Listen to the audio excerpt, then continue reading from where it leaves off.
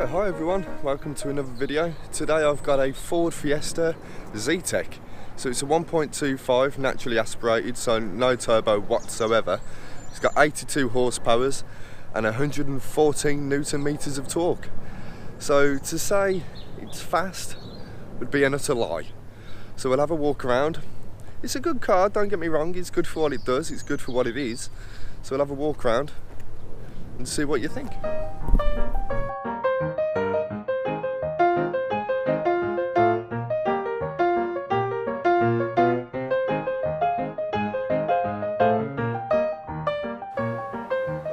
So it's a 5-door, so I just want to show you how spacious it actually is. So it's got quite a lot of room really for a little car, considering it's a 5-door. So looking here, you've got your footwell. Forgive me, it is a hire car, so it was ridiculously dirty when we picked it up. We've taken it to Cornwall for a few days, so it has got a bit dirty in the process. So even as a 5-door, you've got a fair amount of room in the back there. I will get in and show you. Let's just get round the other side. I want to have a quick look in the boot. Look at the luggage capacity. I think it was 290 litres, which it does increase when you put the seats down. So close that up. As you can see, you've got quite a lot of space here. You've got a bit of an indent in there. Got a couple of straps here to tie some things in. Another indent there. If you lift up the boot cover, you've got space for a spare wheel if you go for that option. I think you've just got the pump and goose sort of things in there, general bits and bobs. Or use it as more storage, depending on your fancy. 60/40 folding rear seats, which is always a bonus. Right then, so let's jump in. Now remember, I'm only 5'9", so I'm only little, but I've got loads of space, and that's with my driving position, so quite a lot. If I push my seats, my legs right forward, there you go. It doesn't have the cubby holder like the other Fiestas do in this edition, so you've just got a bit of storage in a cup holder. Again, you've got storage down the back of the seats, got speakers in the door card, wind up windows. So let's jump in the front, have a look around then. So as we jump in the cabin then, let's have a quick look around at the dials and the displays and the instruments. You got your standard steering wheel here, no perforations, your standard faux leather. Steering wheel control, your skip track, your phone, your volume, your Bluetooth commands, indicator sticks, headlight controls and lamps, analog displays, your revometer, whatever, petrol gauge, telephone numeric number pad, general sort of command center, info, CD eject, CD, radio, aux, phone, menu. So you've got your Bluetooth connectivity for your phone, which is pretty good, works really well. Your aux, so you've got your Bluetooth, your USB input, which is brilliant in this little car, comes as standard. Door locks, air conditioning, do have to play around with that a bit because it does get quite cold from time to time. Your standard 5-speed gearbox, which as you're aware, I'm not a massive fan of this, I do prefer the 6-speed. But for this little car, it is a 1.25, it generally works quite well. Your USB port, your 12-volt cigarette lighter, handbrake, glove box, which is relatively big, it's not too bad. Sort of small digital display, which is reasonably, works okay I suppose. It's not the best, but it's not the worst I've ever seen. You got your mirror controls and your windows. And also you've got this cool little cubby box down here, if I can open it. There you go. And there's the OBD ports up in there as well, but that's just sort of a little additional storage compartment, which is kind of cool. I don't know what you'd put in there like, but I suppose that comes in handy. So let's jump out and have a look at the engine bay. Quick walk around the car. So as it is a hire car, I'm not sure if there's a cover missing from the top of this. But as you can see, it's only a tiny little engine, it's a really small capacity, 1.25, naturally aspirated. So it is indeed a very small car. Let's have a quick walk around it. Close this up, as you've already seen in there. Like I said earlier, it's a hire car, so it is filthy. But you've got the standard alloys on there. I think they're 15s. So they were alright. 2 disc brakes at the front, 2 drum at the rear. As you can see from here, drum brakes, which if I'm honest, I'm not a massive fan of. I think the brakes in this car, I'm not sure if it was just this one because it was a hire car, but I think the brakes are a bit touch and go, if I'm honest. A quick walk around the back again. As you can see, there's no exhaust because it's hidden by the rear bumper. It's up in the back.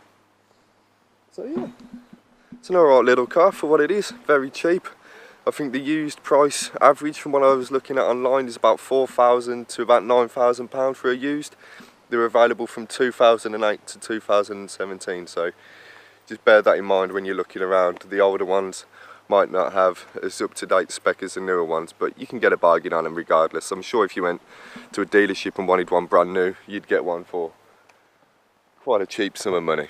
So let's get in and do a bit of a road test. So it's got 82 horsepower and 114 Newton meters of torque. So it's not the fastest of cars, it's not the most powerful of cars, but it's quite efficient. It does about, well, the official figures from Ford say 54 mpgs. That's a slight exaggeration if I'm honest. So I was doing natural sort of city driving, tootling around here and there, some country lanes, some B roads, and then a fair amount of motorway mileage. So all of that combined, I think the best we were getting was 43 miles per gallon. Now this is a hire car, so I don't know if the efficiency is depleted because it's been battered, or if the hire company haven't really looked after the car very well. It's only a 17 plate and it's already done 12,000 miles, so it has been given a bit of a scene to. It has done a lot of mileage, this car, considering its age. Now the 82 horsepower, it's nowhere near enough, let's be honest. It's majorly lacking in power.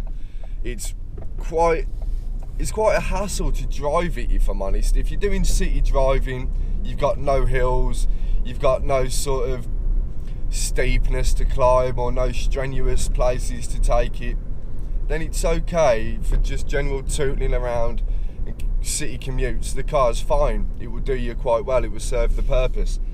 But long distance drives, or if you live in the country, very hilly around where you are, for the love of God, don't even look at the engine in this car because it's really, really underpowered. 114 Newton meters of torque. I think my cat's probably got more than that in its back legs. I mean, the car, it just constantly needs to change into a lower gear. It just doesn't want to do anything. When you're going up a slight incline, you have to keep changing down and nothing happens. You're still really struggling to build up the rev range and build up the power. And for me, it seemed to be quite a hazard. It was quite dangerous. The cars behind me didn't know what was going on because obviously there was no brake lights for them to see that I was slowing down, because you're not going to brake when you're trying to build up the speed. Had to keep pressing the hazards in order to tell people what was going on. And again, quite dangerous, somewhat embarrassing, especially with, you know, a busy motorway. That's the last thing you want to happen, being the reason for a massive pile-up of cars behind you. But one of them, it is good for what it does, don't get me wrong. The car is cheap, it's reasonably well efficient, reasonably well equipped. It does the purpose, it does. It is a hire car, so again, probably been battered, probably would respond and perform a bit better if it'd been looked after more. But yeah, the 0 to 60 time, I think it's about 12 seconds or thereabouts. Your top speeds, I think it's 110 miles per hour. But in the UK, with the national speed limits, you're not going to get anywhere near that anyway. It's capped at 70, so unless you're taking this to an autobahn, you probably won't even see 110 out of it. And to be honest, I'd be surprised if you got anywhere near 110 miles an hour. What I did, most I got out of it, I think it was about 90, 95, but we won't mention that, will we? And the car was screaming. It was 4th gear, well, 4,000 revs in 5th gear, and it was screaming at us, so I was a bit worried to take it any further, to be honest. And again, because the brakes aren't the best, you've got 2 front discs, 2 rear drums in the back. I was a bit wary about going at that sort of speeds, because You know, if something happens, someone pulls out on you at that speed, you want to be able to stop, and I just didn't feel confident with this car on the motorway at that speed, really. The tyres, I don't know if they come as standard on this, but they're all Continentals. They probably could be just a hire car thing, because I believe my ST's got Bridgestones. Forgive me if I'm wrong, I probably am. It's quite early this morning, haven't had much sleep, so yeah, we're gonna take it down some little B roads, and then I've got to give it back soon. So the purpose of this video was basically for me to say that, yeah, it's a cheap, reliable, semi-practical family car. It's efficient, but it's slow, lacks the power. But if you're a middle-aged woman or a middle-aged man and you just want something cheap and cheerful to commute in, car's a bit of, yeah, I'd say go for it. It's okay. You know, you get some good deals on the new ones in the dealerships. So why not? I think you could probably get it for about 120 quid, providing you put a decent down payment down. And Ford usually do some quite good finance deals with the 0%, that sort of thing. So I reckon you'd get a good deal out of these little cars if you went and bought one brand new. And like I said earlier, it's £4,000 to £9,000 roughly price range for a used. So that's anywhere between 2008, 2017, depending on the mileage. The clutch is alright though. Normally on a hire car you'd expect the clutch to be the thing that gets battered the most, but it seems to be responding reasonably well.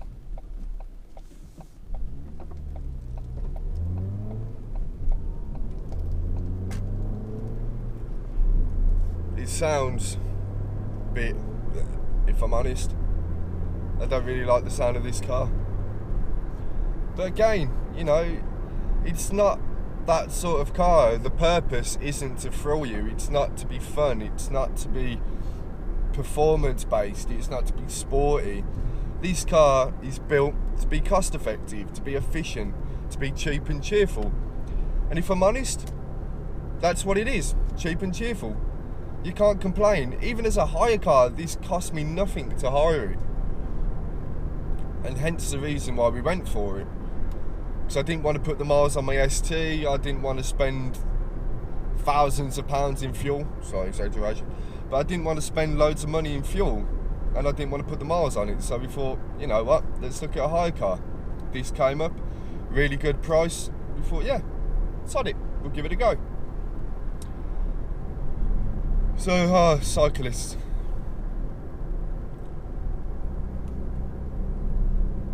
And I think in total we did about 800, 900 miles in this thing. I was reasonably happy driving it when we weren't on the motorway. There was a couple of hairy moments when we were getting to the hills of Cornwall, and the car just seemed to be massively lacking in power. The rev counter was going down the opposite direction to what you wanted it to. The speedometer was also heading south, and we were just like, oh dear, what's going to happen now? But as soon as you drop it into a low enough gear, foot to the floor, it screams its little pants off, but eventually you get where you want to go. And it has character, don't get me wrong. This little car has a lot of character. I think it's to do with that little engine, it really is. It's such a low powered engine, it doesn't fail to put a smile on your face. And I was trying to think of the words there. I didn't want to be horrible and I didn't want to be too nice about it, but it's got a lot of character. I reckon if I was to own this, or say this was my girlfriend's car or my mum's car, even though she didn't drive, she might do eventually, you know, I think it would grow on me. I think it would. I don't think I'd ever choose to buy one of these, but it's one of them. It would definitely grow on me.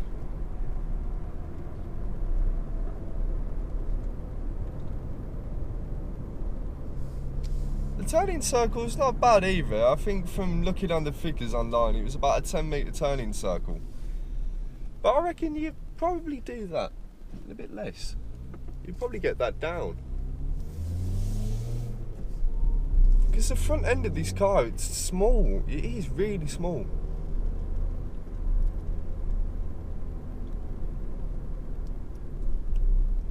Whee!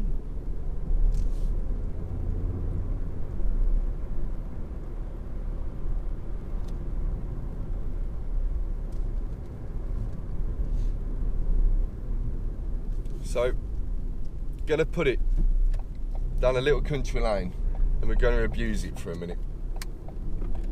Just to show you what I mean. So there's a lot of body roll here, as you can see. I am being thrown about. Look, there is a fair amount of body roll. The suspension isn't the firmest. It's, you know, damped in the wrong places, if I'm honest. But again, it's not what this car's all about. And I've got my foot to the floor here, and it's taking a while to build up the speed. We've got some cyclists, so we have to slow down for them. We are obviously abiding international speed limits. We do not speed or promote speeding on this channel. Yeah, foot to the floor, 4th gear, 3,500 revs. 4,000 revs. It just takes a while to build up the speed. But as soon as you're there, you know, it handles the speed very well. Into 4th to go around a nice sweeping right hand. It handles it fine. You do get the body roll around the islands and the roundabouts and whatever you want to call them. And occasionally when you're pulling out of corners. But it does handle the roads reasonably well. It's not too much of a firm ride either. It is quite comfortable. These seats are lovely as well. I do like these seats. They are really comfortable. They're different to the Recaros in the ST. The side bolsters aren't so large, and you haven't got any shoulder pads. You're not hunkered down into the seat as much. So these seats definitely consider the man of the larger build. So that would keep people above 6 foot are very happy.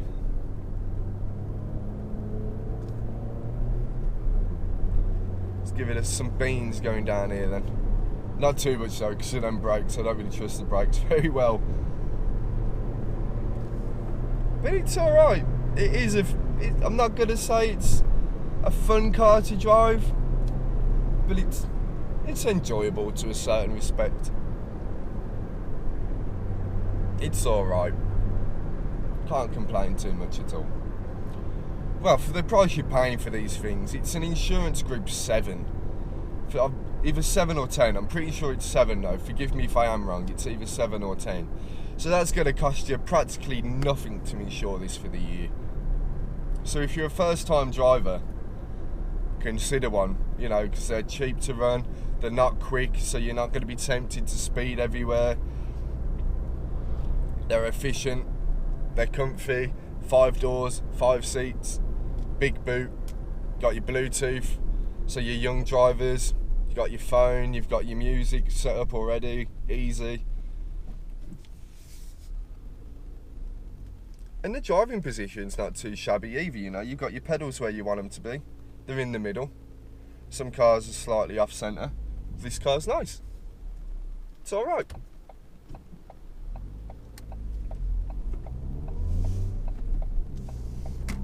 Right, so we've got a slight hill now. I'm still in 2nd. Into 3rd. Yeah, you can feel it struggle. You can feel it start to struggle as soon as you get up to the incline.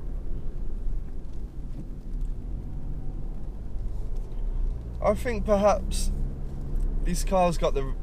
I don't know why they've kept that range of engine. Maybe it's something to do with efficiency of the overall company, I'm not sure, but for me the 1 litre turbo, it just handled so much better. The engine was so much more rounded. It could go up hills. It didn't struggle in any aspect at all, whereas this, it tends to struggle more than it should.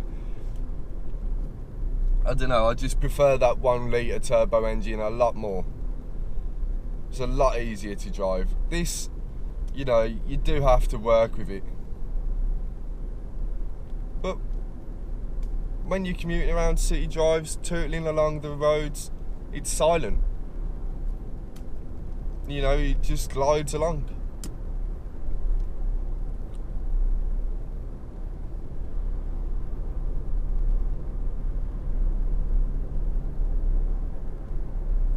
So overall, I don't know what to give this car. I'd think I'd say 3 out of 5 stars if I'm completely honest. That engine and the brakes are just, I don't know, for me, they need to be changed. They need to be sorted. And that's the one major niggle I've got about this car, and that would stop me from purchasing it. It's the engine. It just feels really underpowered. I think give it an extra 40 horsepower, put it up to 125 PS, 120 horse, I don't know. Just give it that bit more. I think 80 horsepower in this modern day is, it's ridiculous really. And the torque as well, it's too low. If you haven't got the power to do any overtaking in a situation that you need to, like on a motorway, if you're trying to overtake a horse box or something and you've got cars coming up behind you in the middle lane, honestly, don't bother. Just wait for all the traffic to go past you, wait for a massive gap and then try it, because you're just going to create an accident or you're just going to be hazardous to other people. That's how long it takes for this car to build up speed to overtake. It becomes a hindrance on other drivers. And on motorway driving, I really don't endorse that at all. If the car hasn't got the power, please just stay in the first lane. Or in the peasant lane, as I like to call it. But never mind. So just to quickly finish this video, my overall verdict, 3 out of 5 stars. It's cheap, it's cheerful, it's effective to suit its purpose. Arguably some better alternatives out there, but for the money you're paying, this car is pretty good, pretty decent. It is a hire car, so apologies for the quick video. I couldn't really do a lot with it. I don't want to, you know, pay a hefty excess fee if anything was to go wrong. So yeah, there you have it. Ford Fiesta Zetec. Thanks guys, see you again soon.